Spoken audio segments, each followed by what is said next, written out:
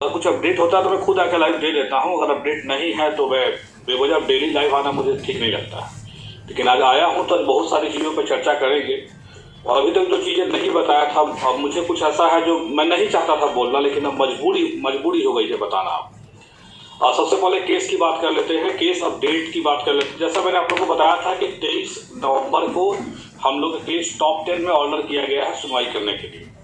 और ये चूँकि जज साहब के जो उनके जो क्या बोलते हैं उनको पेशकार साहब जो होते हैं, उन्होंने बताया था कि 23 नवंबर को आपकी टॉप 10 लिस्टेड केस को करने का परमिशन मिला।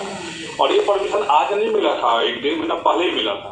काफ़ी देर से मिला था, तो हम लोगों ने इसको नहीं डिस्कस किया कि इतना लेट केसेस हो रहा है तो फ़ायदा क्या है करने का। लेकिन सडनली आज मैं बैठ के केस का स्टेटस चेक कर रहा था कि ऐसे ही मतलब और केसेस जो केस स्टडी में बहुत सारे केसेस हुए हैं, आपको भी पता होगा 3-4 केसेस हुए हैं। उस केस का स्टेटस मैं चेक कर रहा था, तो अभी मैंने जस्ट देखा कि हम लोग का जो केस का जो बेंच है वो बदल दिया गया है। और सिर्फ हमारे ही केस का बेंच नहीं बदला है, बल्कि जितने भी केसेस है उनका बेंच बदल गया है। और ये दिखा रहा है आपको जो हाई कोर्ट का जो ई-कोर्ट एप्लीकेशन होता है, इस पे शो कर रहा है। अभी हाई कोर्ट की वेबसाइट पे अपडेट नहीं है, अपडेट होने दीजिए। लेकिन हाँ, जो चीज़ें हाई कोर्ट से हमें जानकारी मिलेगी वही हम आपको देंगे। अभी आपको देखिए वेबसाइट, ये ई-कोर्ट का साइट है, ई-कोर्ट एप्लीकेशन बोलते हैं इसको।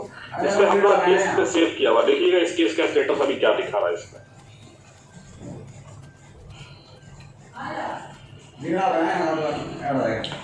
ये देख लीजिए हमारा केस इसमें सेव किया हुआ है, जैसी 12/481। अब इस पर मैं क्लिक करता हूँ और you can see the status of this case.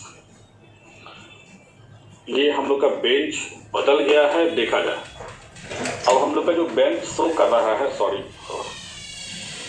अब हम लोग का जो बेंच शो कर रहा है वो जस्टिस आशुतोष कुमार जी का बेंच शो हो रहा है। ये एक मोबाइल, चूंकि उस मोबाइल में पूरा केसेस है, इस मोबाइल में अपना ही केस डाल के दिखाया हूँ। एसटीटी का जितना केसेस है आप इस एप्लीकेशन में चेक करिए, ई-कोर्ट सर्विसेज में इस सारे में आपको जो है वो दिखाया जा रहा है कि हमारा जो केस है वो जस्टिस आशुतोष कुमार जी के बेंच में ट्रांसफर कर दिया गया। अब इसको अच्छा ही न्यूज कहिए, क्योंकि सीनियर जजेज है, उम्मीद है हम लोगों को ज़्यादा इस बेंच से तो ज़्यादा उम्मीद है और कंपेरेटिवली पुराने बेंचेस की तुलना में। लेकिन अभी ये श्योर नहीं कर सकता हूँ, क्योंकि ई-कोर्ट सर्विसेज अपडेट ऐसे पहले कर देता है। आप देखते होंगे पहले भी कि ई-कोर्ट सर्विसेज पहले अपडेट कर देता है। तो ई-कोर्ट सर्विसेज पे पहले से ही दिख रहा है कि आप देख सकते हैं कि ई-कोर्ट सर्विसेज पे कि हमारा जो केस है वो 1542 कोडम और जस्टिस आशुतोष कुमार के बेंच में आप स्पष्ट देख सकते हैं। सब लोग स्क्रीन पे मैं शो कर रहा हूँ, आप देख सकते हैं इसको। इट मीन्स हमारा जो बेंच है वो बेंच हमारा चेंज हो चुका है, जस्टिस आशुतोष कुमार जी के बेंच में चला गया ये। और ये हमारा ही केस नहीं, चाहे जितना भी केस था, कुंदन कुमार के नाम से केस था, संजीत कुमार के नाम से केस था, या फिर पंकज कुमार सिंह के द्वारा जो केस किया गया था, तीनों चारों केसेस, जितना भी सारा केसेस था एसटीटी का, वो सारा जस्टिस आशुतोष कुमार के बेंच में ट्रांसफर किया गया है। ये दिखा रहा है अभी मैं ये श्योर नहीं कर सकता हूँ। अगर ये चेंज हुआ होगा तब तो फिर 15 तारीख को पता चल जाएगा, 14 तारीख के सामने कि हाँ आपका बेंच चेंज होकर दूसरे बेंच में गया कि नहीं गया। लेकिन यहाँ पे दिखा रहा है ई-कोर्ट के साइट पे, हो सकता है ऐसा हो। और अगर ऐसा नहीं होगा तो 23 तारीख को हम लोग का हियरिंग का डेट पहले से बताया गया हम लोग को। आप लोग एक अच्छी तरह से जानते हैं कि न्यायालय की एक प्रक्रिया होती है जिसके अनुसार न्यायालय काम करता है, वो हमारे अनुसार काम नहीं करता है। रहा बात मेंशनिंग कराने का जो भी है, तो वो चीज़ हम लोग डाल देते हैं ग्रुप में। अब हर चीज़ का प्रूफ देने की जरूरत नहीं कि हनुमान जी है कि हाँ सीधा फाड़ के दिखाते रहे हर बार। और अफसोस तो तब होता है कि जब नॉट इन मेरिट वाले तो विरोध करते हैं, चलो कोई बात नहीं है, लेकिन जो लोग मेरिट में होके भी विरोध करते हैं उसमें मुझे तरस आती है। एक सुअर है जिसका नाम आप लोग जान ही रहे होंगे, तो सुअर के बारे में तो कहना क्या है। वो सुअर, हम बात कर रहे थे आपको एसटीटी का मेरिट के बारे में। अब एक ही क्लियरली बोल रहा हूँ, ऑन रिकॉर्ड तो चल ही रहा, लाइव ही चल रहा, तो ऑन रिकॉर्ड कहने की क्या बात है। बार बार एसटीटी आंदोलन की बात होती है। अनिल जी भी आंदोलन किए थे, बार बार बात आंदोलन की होती है। अनिल जी आंदोलन जब आंदोलन हुआ उनका, तो फिर वो गए सचिवालय में। आपको पता होगा सचिवालय में वार्ता हुई थी। वो बार बार आके बताते हैं कि हमारी वार्ता सक्सेसफुल रही, लेकिन मैं बताता हूँ उस वार्ता में मैं भी गया था। प्रधान सचिव ने एक लाइन में स्पष्ट बोल दिया, एक लाइन में, सुन लीजिएगा क्या बोला। प्रधान सचिव ने बोला कि एसटीईटी के संदर्भ में जो भी हम लोग को डिसीजन लेना था 26 जून को, वो हम डिसीजन ले चुके हैं और उसका लेटर हमने जारी कर दिया है। इसके बाद आपको जो करना है आप कर सकते हैं, आप कोर्ट जाइए, आंदोलन करिए, जो भी करना है करिए।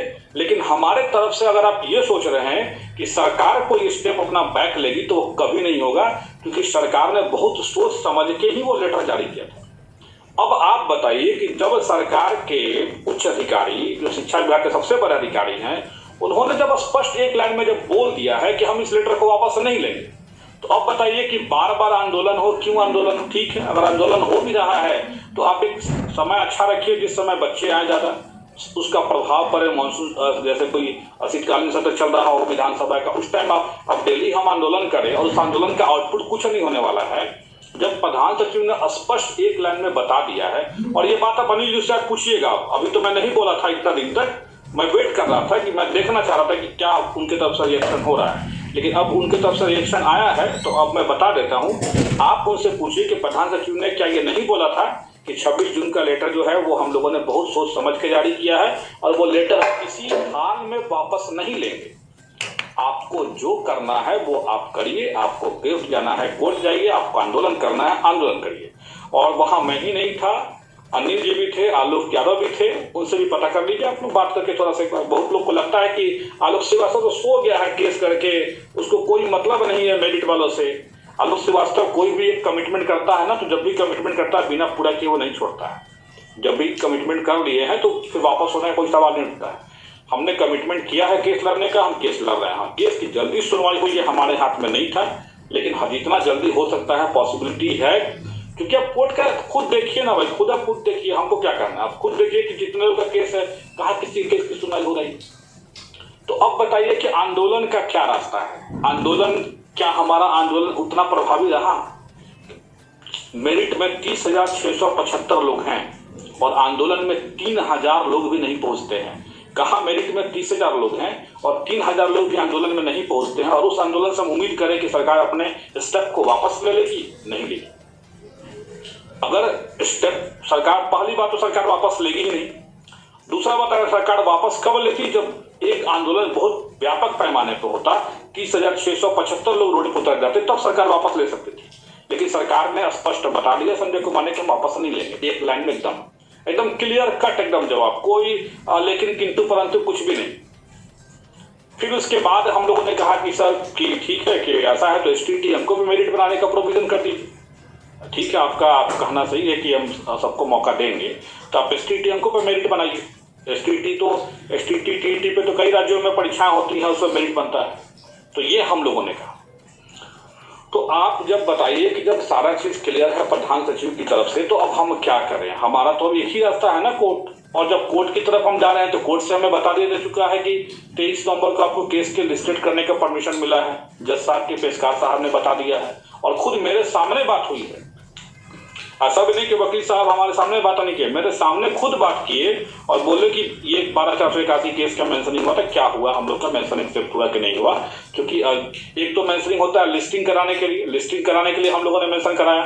तो लिस्टिंग का जब परमिशन मिला, आप लोगों ने देखा होगा कि हमारे ही केस का जो लिस्टिंग का परमिशन मिला था, उसी परमिशन का आधार बना के जितने भी नॉट इन मेरिट वाले लोग हैं उन लोगों ने अपने केस की मेंशनिंग कराई। एक आदमी ऐसा है जो बता दे कि वो अपने केस की मेंशनिंग अपने दम पे करा लिया, नहीं, सारे लोगों ने हमारे केस के आधार पे अपने केस की मेंशनिंग कराई। वो चाहे बेंच का मतलब जो जज साहब जिनको अलॉट हुआ उनके बेंच में लगता है, उनके बेंच में नहीं आ रहा था, उनके बेंच में भी हम लोगों ने मेंशन किया। एक बार मेंशन किया, नहीं हुआ, फिर दोबारा मेंशन किया, फिर हमने अपने स्तर से बहुत सारा प्रयास किया। कुछ ऐसी चीजें जो बता नहीं सकता हूँ मैं सोशल मीडिया पे या ओपनली कुछ भी। तो हम लोगों ने प्रयास किया, बस इतना बता दें, प्रयास किया। फिर लास्टली हम लोग को इन्फॉर्मेशन यही मिला, हमारे सामने बात हुई और इन्फॉर्मेशन यही मिला कि आपका जो केस है वो 23 नवंबर को जो है लिस्ट करने का परमिशन मिला है। ठीक है, तो ये तो फिर आगे हम क्या करें? कोर्ट से हमारे पास जो रास्ता था वो सीधे 23 नवंबर दिख रहा था, और आंदोलन में जो हुआ था प्रधान सचिव ने स्पष्ट एक लाइन में कह दिया था कि कुछ हम नहीं करने वाले हैं, जो भी हो चुका हो चुका, अब इसमें आप लोग आपको जो करना है करिए। तो अब आप बताइए कि फिर हम आके दिन भर में 10 बार यूट्यूब पे फेसबुक पे लाइव आते रहे, कोई फायदा है? जब कुछ ऐसा अपडेट होगा तो खुद लाइव होंगे। और रहा बात जिनको लग रहा है कि हम प्रयास नहीं कर रहे हैं, तो अब ये कहने की जरूरत नहीं है कि अब हनुमान जी नहीं कि मैं सीना फाड़ कर दिखा सकता हूं कि हम प्रयास कर रहे हैं कि नहीं कर रहे हैं। PIL का जो केसेस था वो सुना गया था, आप देख भी रहे होंगे, जो भी केसेस सुने गए थे PIL के मैटर सुने गए थे। अभी हमारे जो वकील हैं जिनके खुद भाई हैं और ऐसे वकील हैं गवर्नमेंट वकील जिनका बेटा खुद मेरिट में है, वो लोग भी खुद कह रहे हैं कि नहीं रीट पे डिपेंड। तो आप बताइए कि उन लोग का बात हम छोड़ दें? और कुछ लोग हमको दबाव दे कि हम PIL करिए, उसी के दबाव में हम करें PIL के कॉन्सिक्वेंस भी पता है, डबल बेंच में डायरेक्ट जाएगा। अगर एक बार निगेटिव हो गया फिर उसके बाद कोई चांसेस नहीं रहेगा आपके पास।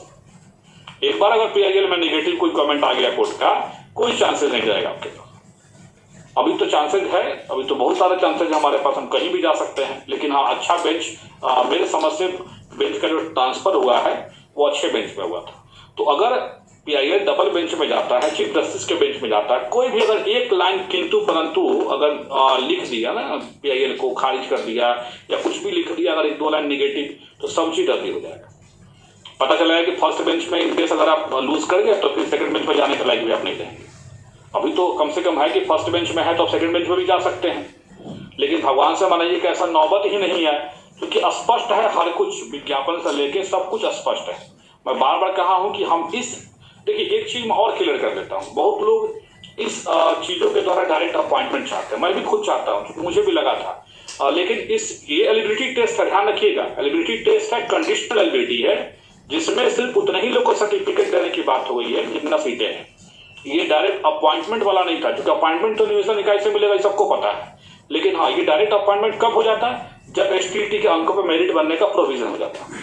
लेकिन अभी फिलहाल ये सिर्फ एलिजिबिलिटी टेस्ट है और इसी चीजों को लेके हम लोग आगे बढ़ रहे हैं। हम लोग कभी